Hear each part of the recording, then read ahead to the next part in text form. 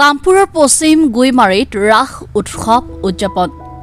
এতিয়া ৰাসৰ বতৰ কৃষ্ণ বন্দনাত মুখৰিত সকলোতে ৰাজ্যৰ প্ৰান্তে প্ৰান্তে অনুষ্ঠিত হৈছে ৰাস মহোৎসৱ।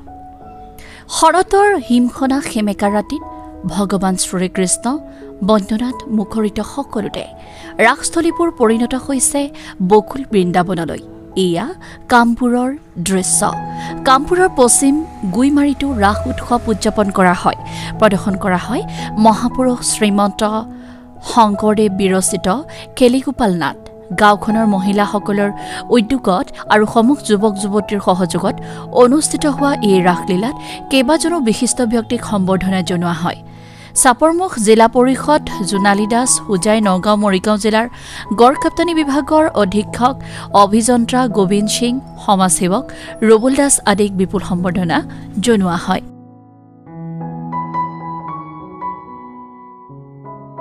কোচুৱাৰ পৰা গুলজাৰ হুছেইনৰ report, Assam north east news live.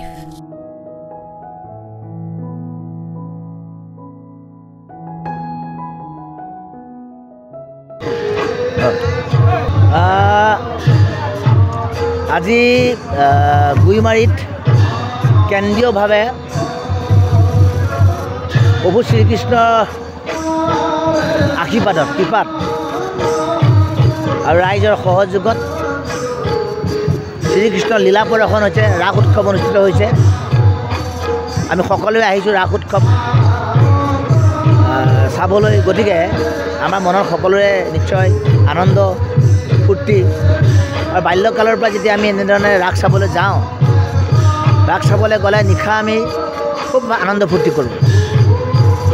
যদিও বিভিন্ন কামত আমি ব্যস্ত থাকোঁ, আমি সকলোবিলাকে আমাৰ বন্ধু বান্ধৱ সকলোৱে, তথাপিতো অন্ততঃ ৰাস পূৰ্ণিমাৰ নিশা বা ৰাসৰ দিনা আমি সদল বলে অনুষ্ঠান উপভোগ কৰিবলৈ আহোঁ। আজিও তাৰ নিশ্চয় ব্যতিক্ৰম হোৱা নাই। কিন্তু কথাটো হ'ল, এই ৰাসৰ মহাত্মাৰ জৰিয়তে অসমীয়া সমাজখন আমি একতাৰ লৰে বান্ধি ৰাখিব লাগিব। শ্ৰীকৃষ্ণ ৰাধাৰ গোপীসকলৰ ক্ৰীড়াৰ মাজেৰে আমি সম্প্ৰীতিৰ কথা ক'ব লাগিব।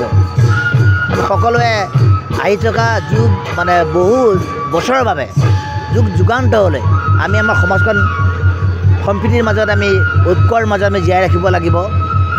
আজি ৰাসৰ যি ৰং, এই ৰং উপভোগ সকলো ৰাইজে কৰিব। সমাজৰ অসুয়া অপৰিকত থাকিব, তথাপিতো আমি সকলোৱে ভাতৃত্ববোধেৰে সমাজখন জীয়াই ৰাখিব লাগিব। আজি আপোনালোকে দেখিছে যে লোকে লোকাৰণ্য হৈ পৰিছে এই অঞ্চলটোত। অৱশ্যে আমাৰ প্ৰাণৰ শিল্পী জুবিন গাৰ্গ ডাঙৰীয়াৰ মহাপ্ৰয়াণৰ পিছত আমি সকলো শোকাভিভূত হৈ আছিলোঁ আৰু এতিয়াও হৈ আছোঁ। আৰু সেইবাবে আমি সকলোৱে ন্যায়ো বিচাৰিছোঁ।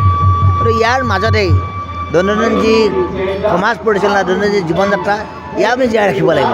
গতিকে আজি এই ৰাসৰ স্থলীৰ পৰা সমাজখনলৈ, আমাৰ জন্মভূমি গাঁওখনলৈ যাতে সম্প্ৰীতি, সংহতি, ভাতৃত্ববোধ, একতাৰ লৰে সকলোৱে বান্ধি ৰাখিব, তাৰেই আমি কামনা কৰিছোঁ।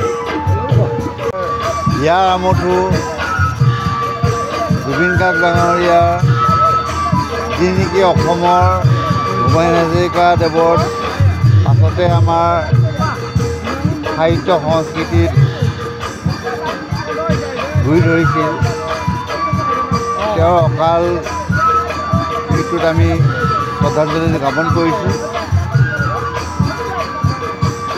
তাৰপিছত আমি এখন ভিতৰুৱা গাঁৱত আহি, বা মই এই অঞ্চলৰে মানুহ, কিন্তু এই অঞ্চলত যিখিনি ৰাইজৰ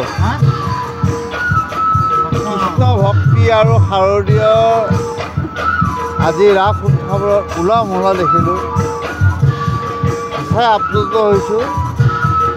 এয়া অসমীয়া ৰাইজৰ মিলাপ্ৰীতি আৰু এই আনন্দ, এই উৎসৱ অসমত চিৰদিন বৰ্তি থাকক, তাকে সকলোৱে ভগৱানৰ ওচৰত প্ৰাৰ্থনা জনালোঁ। নমস্কাৰ।